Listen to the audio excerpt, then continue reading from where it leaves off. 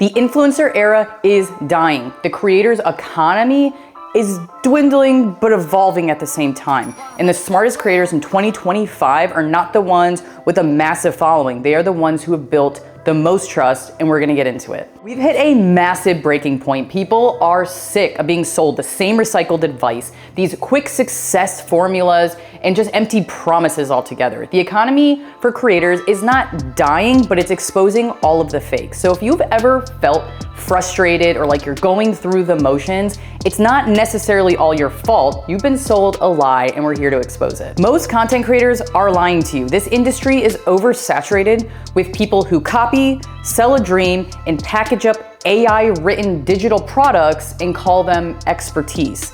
5 years ago, being a content creator was pretty rare because you actually had to create. This year alone, 200 million people are gonna call themselves content creators, but 95% of them aren't building anything sustainable. Why?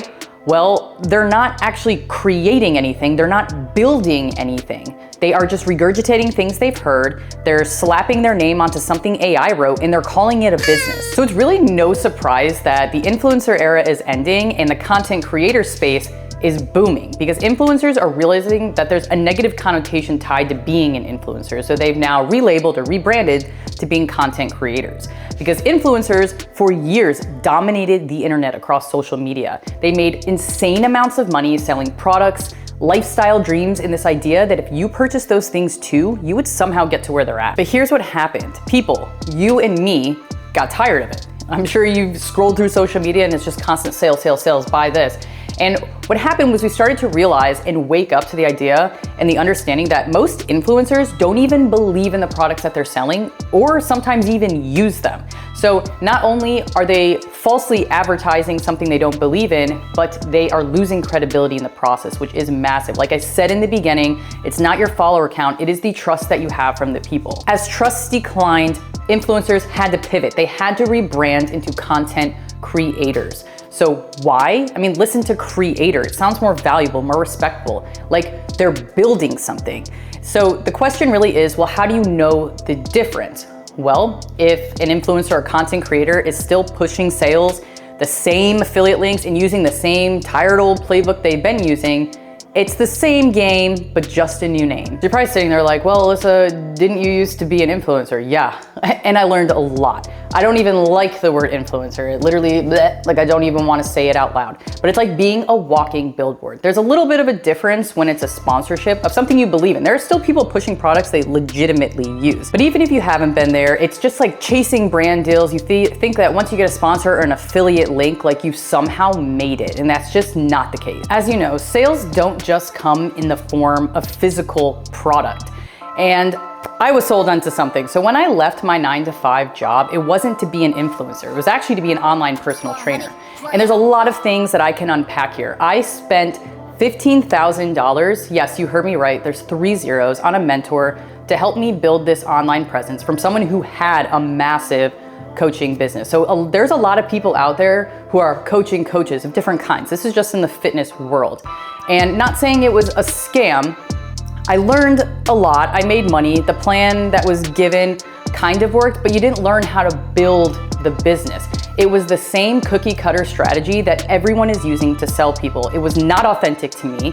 I had to pivot, take on less clients because truly as a coach, how can you be coaching 50 or more people all at once and calling it custom? The thing is, if you are a one-person business, it's not a scalable model. You'll have to hire other coaches or use AI, or you lose the custom piece that you put into, your clients' packages. The biggest thing for me is that most of these coaches of coaches or mentors that you can pay crazy amounts of money to teach you how to sell a dream and not necessarily how to build a business, right? So what I learned was the most important is building that trust. I had to go out there and build trust. Most of the clients I worked with in the fitness world were people I physically knew or they were peer recommended. Speaking from personal experience, this is actually exactly what happened to me. So in 2020, Little Fit Patriot blew up. Growth was awesome. Organic reach was great. Affiliations were trying to come in and all this and that. And then I pivoted a couple of times. Modeling, fitness, my bodybuilding competitions, and then fitness coach, and now creator. So as you can see, I've rebranded and pivoted, but I always thought that it's okay, at any time I can stop and pivot and it'll be exactly how it was in 2020. And that's just not the case. The algorithm doesn't follow that. It's evolving and changing what's being seen. So let's say back in 2020, had I just stayed consistent on that brand, it's fairly likely that I would have been one of the major fitness influencers out there, as I was in that wave and grew from 0 to 100K in about a year. The fakes in what's actually happening. So 90% of creators out there are doing these things. They're consuming more than they create. They're regurgitating information just on what they heard without adding value. They're creating courses that they haven't done themselves, and they're coaching without any real experience. They're building a brand to sell without building trust first. So the opportunity is that most people are starting to see through the BS. That's where the opportunity lies. Had to let my hair down after a bit, but the thing is, the algorithm for a while has rewarded certain things, like the flashy clickbait type of content. So of course, if you're trying to build something truly valuable and build something sustainable, it's going to take longer, and that's the bottom line of why a lot of content creators don't last. In the creator ecosystem, you're going to see a ton of different types of content creators, but here's 3 that have emerged that most likely are going to resonate most with you. So one is going to be the shortcut creator, and that is the one that burns out the quickest because they're chasing virality, they are jumping on trends and doing anything to make a quick dollar. 2 is the educational creator. So this person's typically delivering value, teaching, coaching in some way, and then they sell services or classes of some kind. The thing here is that some of them are legit and some are just recycling what's already out there. 3 is going to be your smart creator. So these ones understand that it is a long game. They're not just creating content, they're building a business, building a brand, and building trust with their audience. Let's talk about the creator pay gap. So the creator economy has a problem. Like, a lot of people are just chasing the easiest way to make cash. And there is an easy way to make money online. You can sell a $47 ebook that you barely wrote.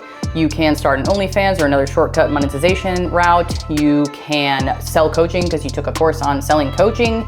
And then there's a smarter way. So you're building skills that make you irreplaceable. You become more of a generalist than you are super niche down and very specific. You know a little bit about everything. You're building a brand, you're building awareness, you are learning to market yourself without having to jump on trends. You're building trust, like I said. Focus on creating demand for your brand and not just algorithmic reach. So what should we be doing? Get clear and get real about what you're selling. Is there a real offer that you have for other people, or are you just copy and pasting what you've seen worked for others? So let's take a step back and realize that a lot of us are comparing ourselves to people that have been doing this for years. There is no such thing as an overnight success, just a bunch of late nights and early mornings that you're not aware of. The second thing is stop posting just to post and build a brand. You don't have to be everywhere, you just need to be strategic. So go where your ideal audience would be and create content around that audience. Lastly, use AI the smart way. AI is not replacing creators, it is replacing the lazy ones. How smart creators are using AI is to speed up their content research, content planning, and even automation like scheduling, etc. So you can use things like ChatGPT for your content planning or Notion for organizing your script and research. I personally love to use Notion for all of my notes that I have, or if something inspires me that I want to talk about or write about, I put it all there. When creators fail in this economy, it's because they skip some of these steps. And the first is building trust before selling. Nobody wants to be sold to 24/7. If you have not provided any type of value for free, why should or would they pay you? Stop focusing on going viral and focus on going deep instead. So building real connection is what's going to build your brand or your business, not just the view count. Don't just chase the algorithm.